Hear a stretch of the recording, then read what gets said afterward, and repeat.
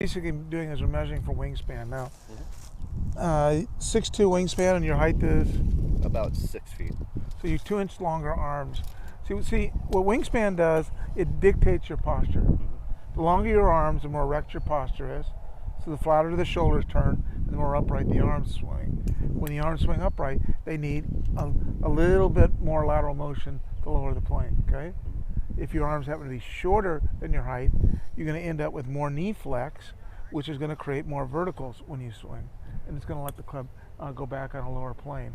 If the wingspan and height are the same, you're going to go back more on the torso or plane. So turn sideways. Come on up here. Now fold your right arm up. Make a fist.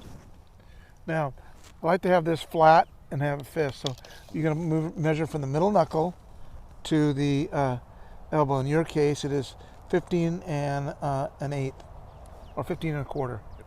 Okay, from shoulder socket to elbow is 14 and 3/4. So this is about a 1/2 inch longer than this.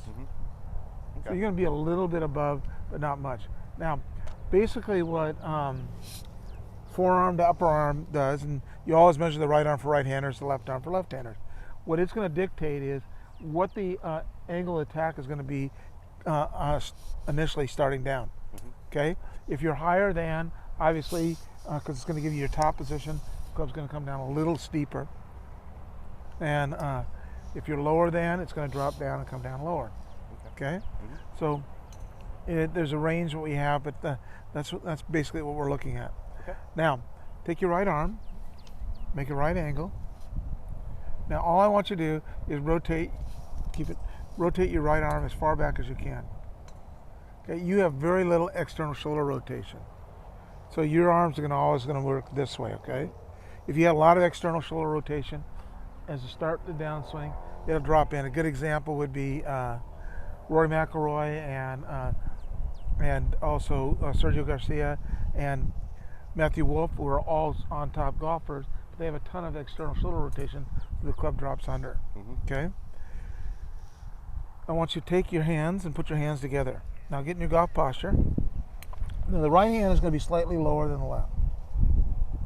Okay?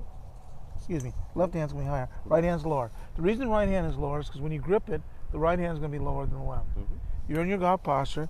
Now, all I want you to do is stabilize your shoulders, swing your arms to the right, allowing your right arm to bend. Go ahead and swing it back. Okay? When you did that, where did your right elbow go? Went back to your...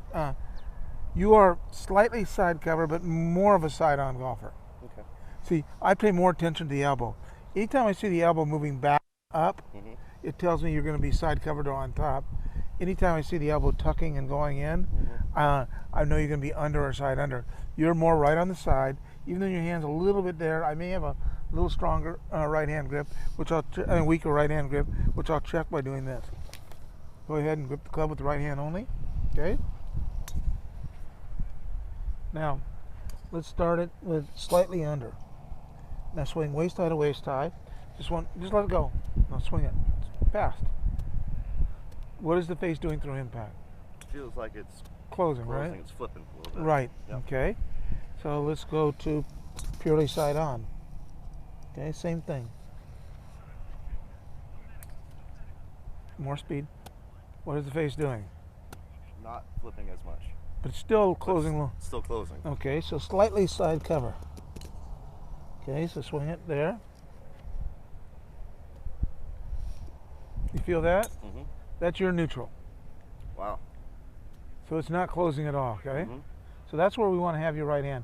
So your right hand is going to be slightly, a little bit right of center. And there's everything from under to on top, and everything in between is what we meant. We have people at, okay? Now place the club across the top of your thighs. Come this way. Bend forward. Create your golf posture. Now all I want you to do is to pivot back. Okay, so you're more centered with your pivot. Okay. Now, what I want to do is give me your right hand. Turn and face this direction. Now, all I want you to do is I want you to push in my hand with your hips, not with your hands. Okay. Put your hand right there. Mhm. Okay. Yep. Now, I'm going to put it always in the condition that it's in when you grip the club, the right hand, and I want you to push with the hips. Good. So you're not fully, you're less than 45 degrees. So you're in the slower hip range, okay? So here's what we find out. You have longer arms in height, slightly longer forearm than upper arm. So those two things are going to make the club go back a little bit more upright. Side cover, so you're going to set a little bit out.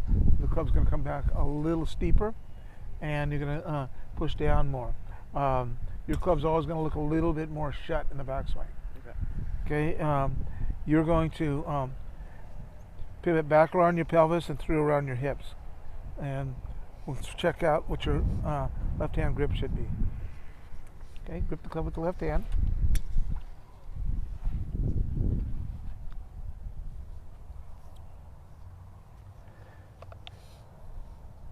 Okay, now put your right hand on there. Just the way I gripped it. Yeah, How'd you go? I like that, right? And a little more on top. There you go.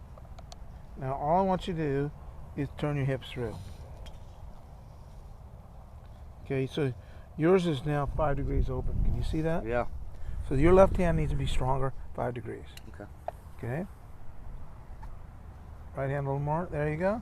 Put it back on there. Now rotate the hips through. Whoops, do it again. Rotate the hips through. And what is it now? Square. So that's your neutral grip. Left and right hand. Wow. Okay. See, there's no guessing. We want to take all the guesswork out of it. Yes.